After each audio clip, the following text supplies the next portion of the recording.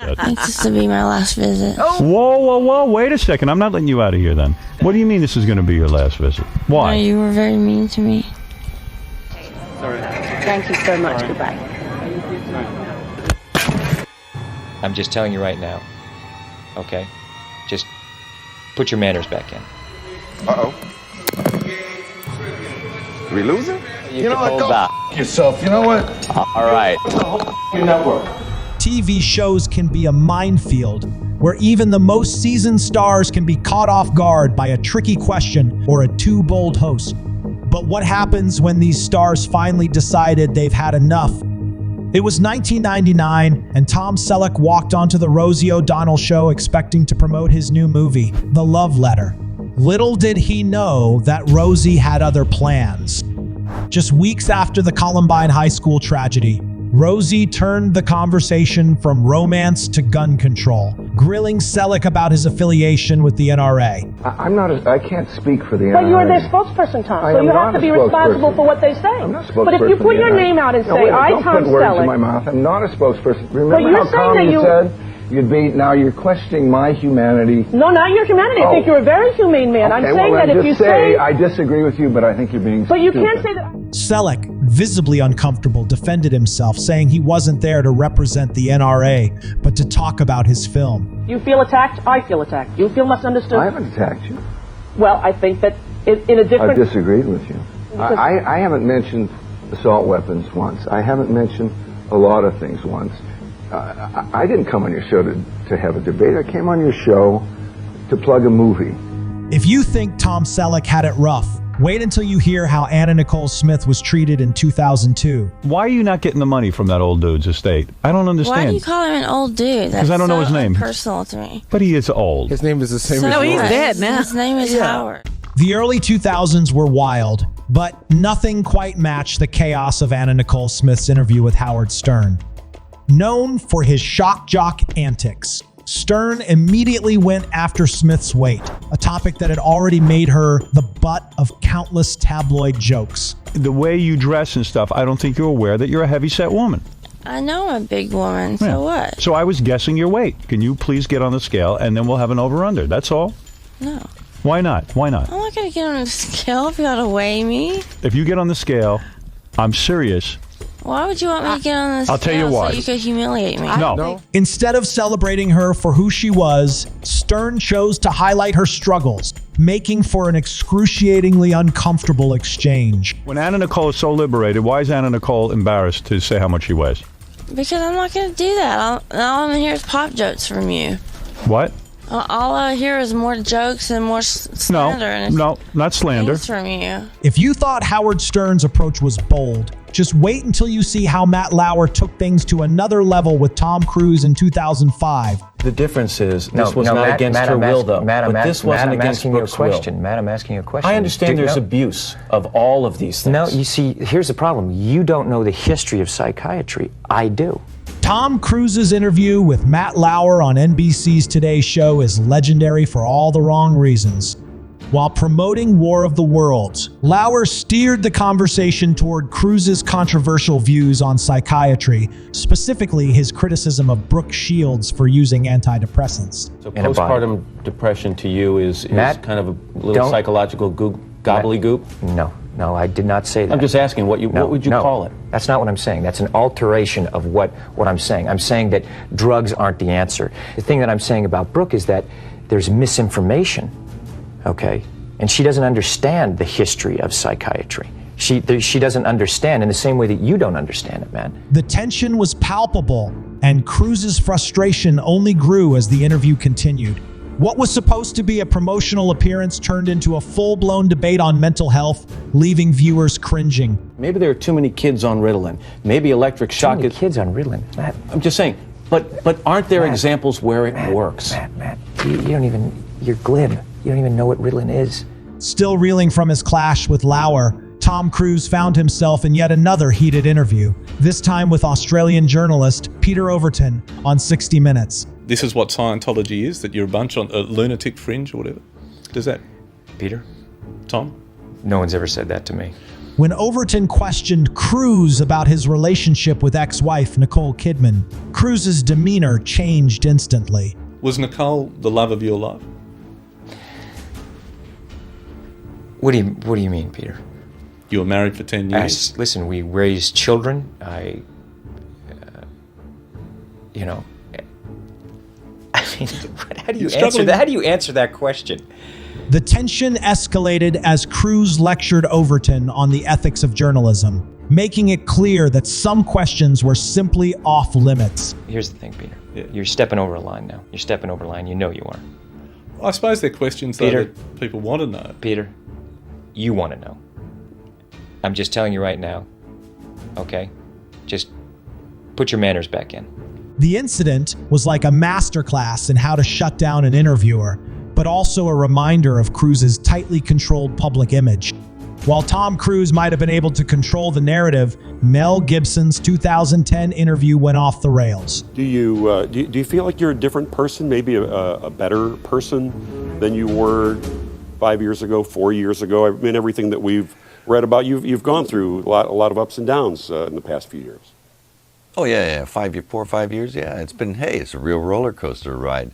By 2010, Mel Gibson's reputation had already taken a hit, and his interview with Dean Richards on WGN News didn't help matters. Richards brought up Gibson's past controversies, including his infamous 2006 DUI arrest and anti-Semitic rant. Do you think that the public will perceive you any differently after all that's been in the news about you? What are you referring to specifically? Referring to the drinking problems, referring to what's been called the anti-Semitic rant, referring all those things. You know what I'm talking about.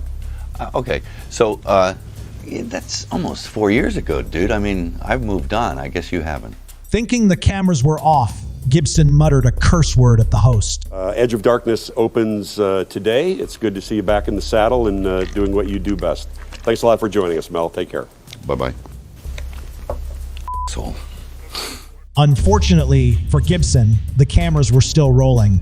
The clip went viral, further damaging his public image and becoming a classic example of a celebrity losing their cool on live TV. After Mel Gibson's slip-up, the spotlight quickly turned to Naomi Campbell, whose fiery response to a probing question left everyone reeling. Naomi Campbell is known for her fiery personality, but even she wasn't prepared for the grilling she received on ABC News. When asked about receiving blood diamonds from former Liberian President Charles Taylor, Campbell became visibly agitated. Received a diamond from Charles. I didn't receive a diamond, and I'm not going to speak about that. Thank you very much. And I'm not here for that. Did you have dinner, though, with Charles Taylor? I had dinner with Nelson Mandela. Thank you very much. And did his men bring you a diamond? A diamond in the rough, sort of a large diamond? No, we're not answering these questions.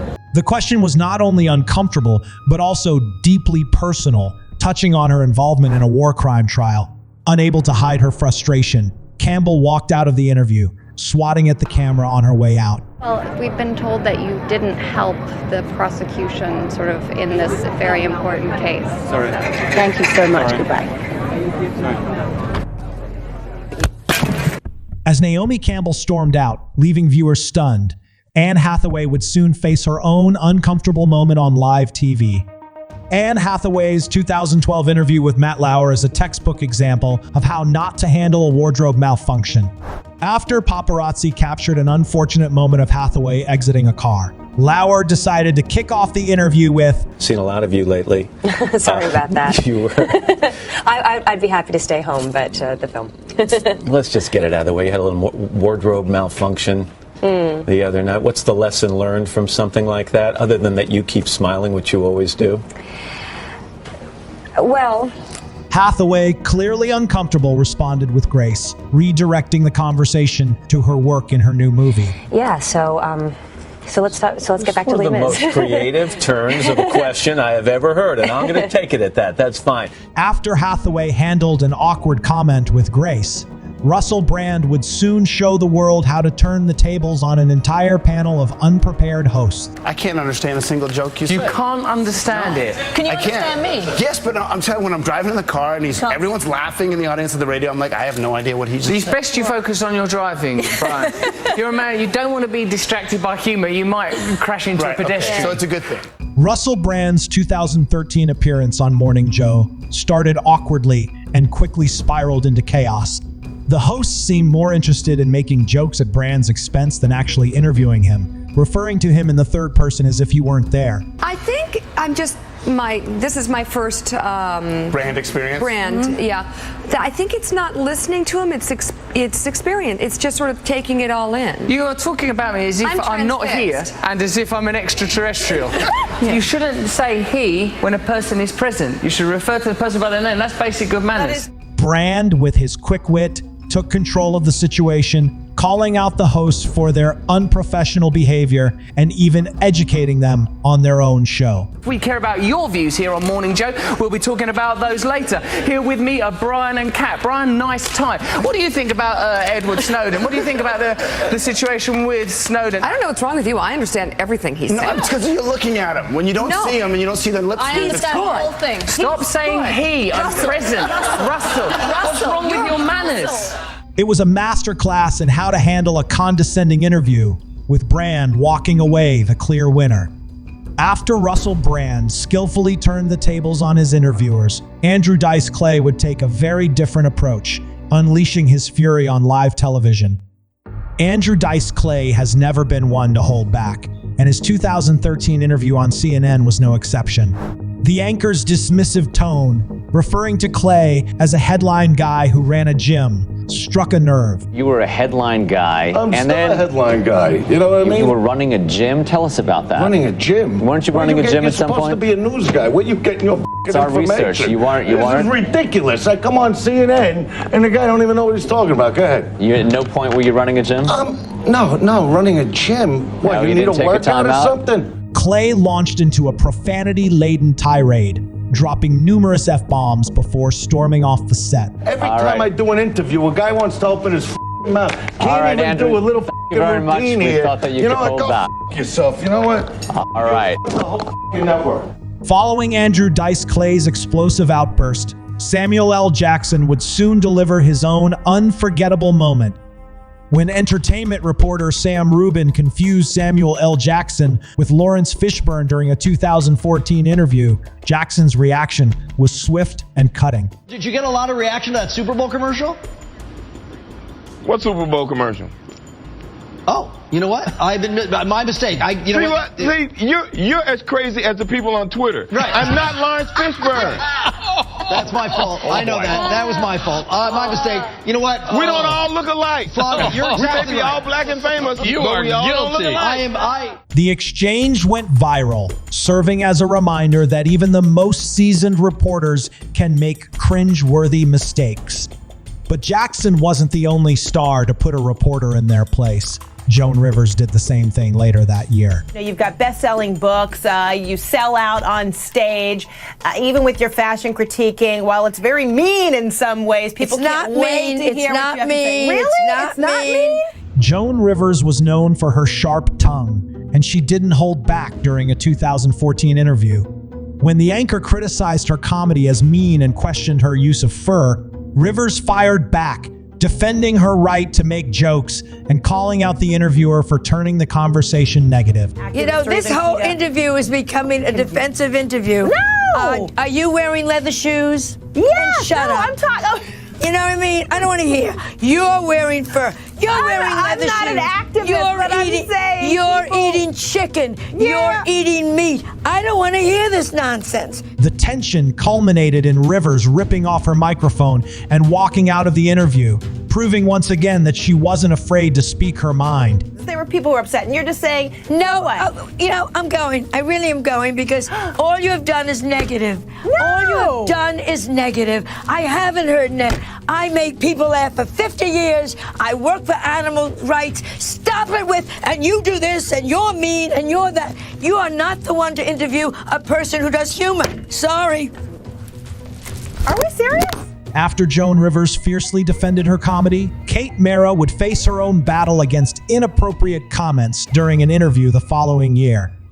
Kate Mara's 2015 interview with radio host Southside Steve took a turn for the worse when he began asking inappropriate questions about her hair and feet. Why did you cut the hair? I'm sorry, I know you don't like it. I can tell. No, but your hair was beautiful. No, that's not true. No, man, that's not true. No, you look great with short hair or long hair, but the fact the long hair was excellent. Is that weirding me out that he's doing that? It's creeping me out. Which part? The haircut. I mean, I'm a toe guy. Your toes are fine. Wow. All right, guys. Thank you so much. The interview was quickly stopped by her publicist, and the host faced widespread backlash for his unprofessional behavior.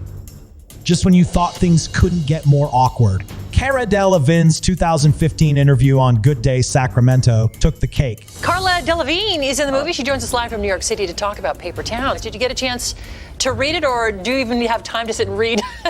These days you're so busy. No, I never read the book or the script, actually. I kind of winged it. Yeah. No, of course, I love the book. Cara Delevingne's interview with Good Day Sacramento was an example of how not to talk to a guest.